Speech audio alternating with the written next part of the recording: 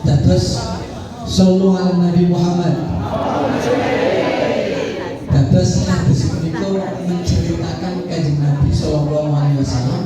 Jenengan kan ngertos kula nggih ngertos. Kula paham dengan ngertos tapi tak dolan bareng boten napa-napa. Suatu saat Kanjeng Nabi niku badhe mlebet teng salah satu masjid. Ketika beliau mau masuk ke salah satu masjid, beliau sudah di depan pintu. Kanjeng Nabi melihat di dalam masjid halakotan, ada dua halakoh, ada dua majlis, dan itu masyhur sekali. Majlis yang pertama, harus di dalam masjid itu Nabi mau masuk, terus melihat salah satu halakoh, majlis yang pertama itu adalah majlis zikir. Wakila yatabakau nafi, terus kantos dikirim tiang-tiang sampai di mana level podo nangis di kono, podo jalik di kono, podo munajah di kono. Terus level ini buatan nanti berpikir lah nggak lotok tapi ngantos nangis-nangis. Munajah sak pol-pol itu. Bahasanya tiang-tiang pun dia cara-caranya apa mujahadah apa mujahadah ya istighosah tapi selevel canggih. Majlis yang kedua Kanjeng Nabi preso itu adalah majlis ilmu. Majlis ilmu tidak ada orang yang nangis di dalamnya, hanya membahas halal haram hukum-hukum Allah Subhanahu wa taala. Ketika posisi seperti itu, Kanjeng Nabi masih di dalam pintu, niku dipilihkan kepada dua pilihan yang susah. Majlis zikir nggih sae, majlis ilmu nggih sae. Pada waktu itu Nabi mengatakan, dan itu didengar oleh salah satu sahabat yang dampingi Kanjeng Nabi. Nabi mengatakan kalau majlis yang satu hum as-sa'iluna ilallah. Majlis yang pertama yang dikir kepada Allah itu adalah orang yang meminta kepada Allah. Maknanya meminta, logikanya wong nek njaluk kan doa. Apa itu makna doa? Doa itu adalah soal. Wong dunya niku njaluk minum mboten? Njaluk mlebu surga, njaluk sugih, njaluk bojo sing soe asik ayu banget lan sak pambanane. Niku kan njaluk.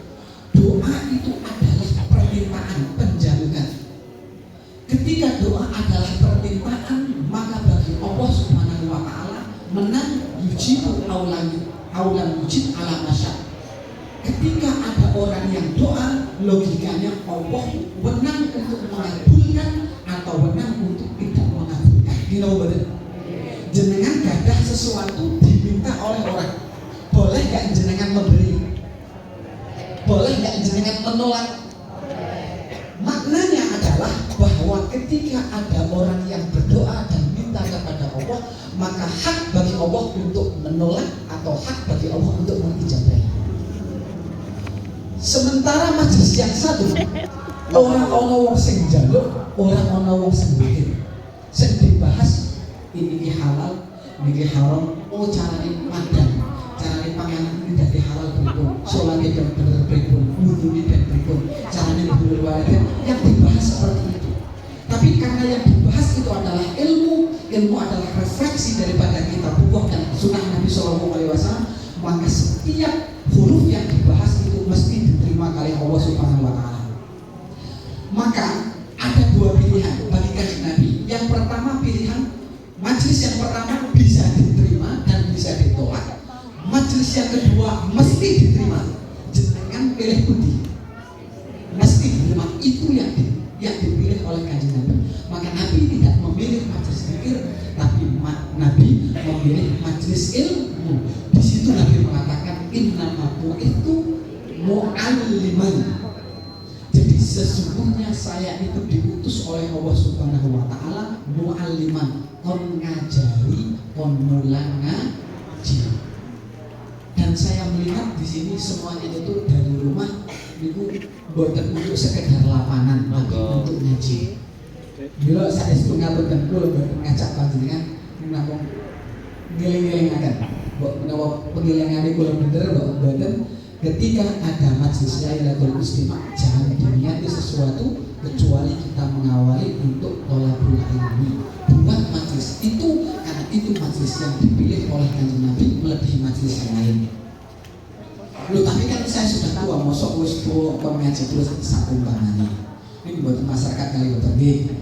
Mas Nuri kok Zimbabwe, nek tengah itu insyaAllah rajin ngaos.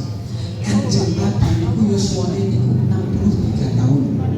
Kapan Kanjeng Nabi itu pertama kali menerima wahyu? Umur 40 tahun. Maknanya Kanjeng Nabi menerima wahyu atau ilmu Allah itu mulai 40 tahun. Kok ada orang yang merasa sebagai anak isipon ngaji wae, sebagai putu isipon ngaji wae. Wong sekelas Kanjeng Nabi mawon 40 tahun masih menerima wahyu dan sampai akhir 63 tahun beliau masih menerima wahyu dari malaikat Jibril. Ayat terakhir al-yauma akmaltu lakum dinakum wa atamtu alaikum ni'mati wa raditu lakumul Islam madinah. Maknanya dari umur 40 tahun sampai 63 akhir wafatnya Kanjeng Nabi itu beliau masih menerima wahyu, masih ngaji sama malaikat Jibril. Napa meneh tiang kali betul nggih. Nabi lawan kasih ngaos dan banyak sekali ila akhirnya. Terus saestu yang pertama harus majelis ini harus jadikan majelis pertama adalah majelis ilmu. Adapun untuk selanjutnya terserah. Niat pertama skala prioritas nikmat niat yang pertama harus niat majelis ilmu. Adapun niat tatabuknya, niat selanjutnya ketemu sedulur, ngaji pikiran, ngaji pikiran, lansak panggilan. Yang pertama harus menjadi majelis ilmu, karena tidak ada yang lebih baik daripada ilmu. Itu yang pertama. Yang kedua, begini mendidayakan Nahdlatul Ulama untuk Indonesia maju. Ini pasti ada aura-aura bulan Agustus ini. Terakhir bulan Agustus. Tanggal 31 Agustus ini. Nah, Agustus itu bulan Agustus itu sebenarnya dalam disiplin ilmu itu Agustus, nama Agustus itu ada penyebutan bulan Agustus di negara-negara itu berbeda-beda dalam sejarah. Nah, kalau menjalankan bulan Agustus ada negara seperti Syam atau Syria saat ini kali Irak itu menyebut negara bulan Ab buatan Agustus atau dulu menyebutnya bulan Agustus. Di negara yang lainnya seperti Tunisia, Aljazair itu menyebut bulan Ut. Jadi bulan bulan Ut. Di sebagian negara Maroko menyebutnya bulan Hus. Mauritania menyebutnya bulan Agustus. Nah, sekarang kita mengenal bulan bulan Agustus yang sebenarnya penamaan ini ngapunten iki kados kuliah mawon.